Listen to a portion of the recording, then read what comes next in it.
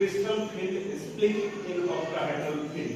Crystal field splitting in octahedral field. Octahedral field जैसा कि आप जानते हैं कि वहाँ लिगेंड्स कितने होने चाहिए 6 या कोऑर्डिनेशन नंबर कितने होने चाहिए 6. So we are going to see crystal field splitting in octahedral field.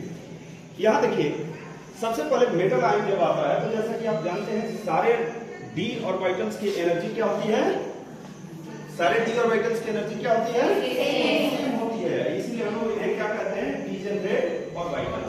Degenerate orbitals.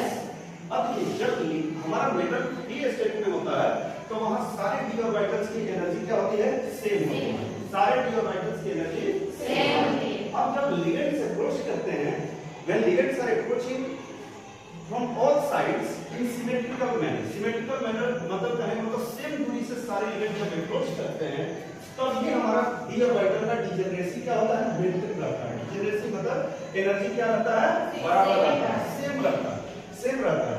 लेकिन थोड़ा सा भी जब लिगेंड करीब आते हैं तो थोड़ा सा भी किसी डायरेक्शन से सिमेट्री मेंटेन नहीं रह पाता है, मतलब लिगेंड का एक कुछ थोड़ा सा भी डिस्टेंस में अलग होता है तो हमारा d ऑर्बिटल्स की एनर्जी क्या होती है, ब्रेक कर जाती है. d ऑर्बिटल्स की एनर्जी क्या होती है, ब्रेक कर जाती है.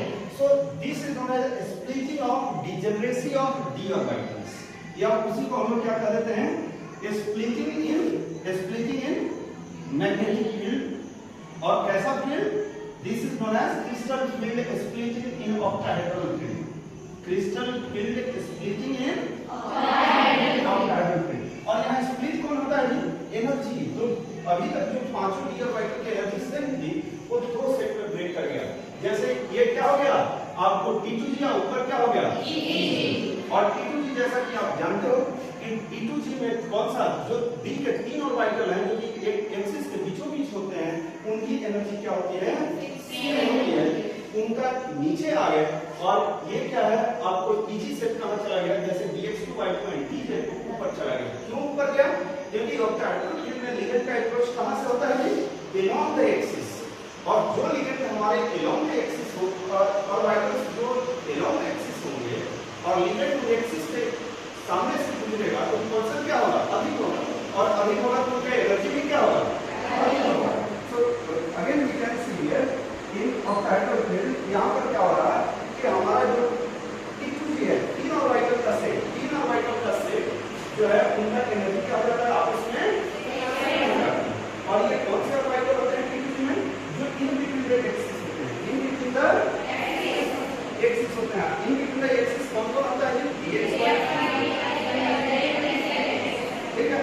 और जो x एक्सिस के अलोंग और y एक्सिस के z एक्सिस के अलोंग है वो होते हैं ऑर्बिटल्स. कौन कौन होते हैं, dx2y2, या कुछ लोग इसी को प्रोनाउंस करते हैं कैसे, dx² - y². ये भी लोग प्रोनाउंस करते हैं, but it is not so good pronunciation. Best pronunciation is dx2y2. और इसे क्या dz, लेकिन लोग प्रोनाउंस ऐसे नहीं करते, dx² - y² एंड dz². तो यहाँ पर ये ऑर्बिटल्स हमारे एक्सिस के अलोंग है. तो जब लिगेंड क्या करेगा, एक्सिस के अलोंग अप्रोच करेगा. जब लिगेंड एक्सिस के अलोंग अप्रोच करेगा तो जब अलोंग तक आएगा तो वहां दोनों ऑर्बिटल्स के इलेक्ट्रॉन्स रिपल्सन होगा.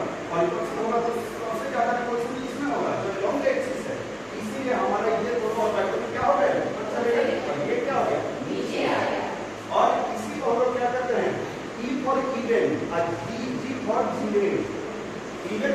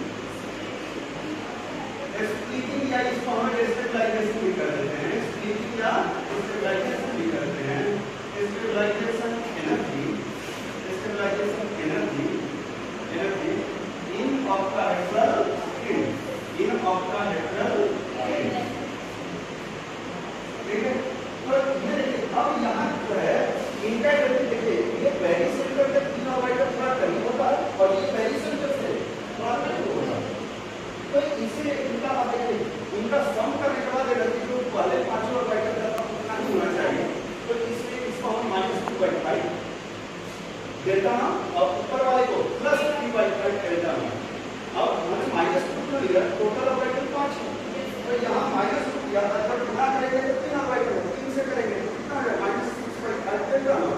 और ऊपर वाले ऑर्बिटल 2 है तो 3/5 लिए हैं, 2 से गुणा करेंगे तो कितना आ गया +6/5 डेल्टा। तो देखिए दोनों को गुणाने के बाद क्या आ गया 0 आ गया।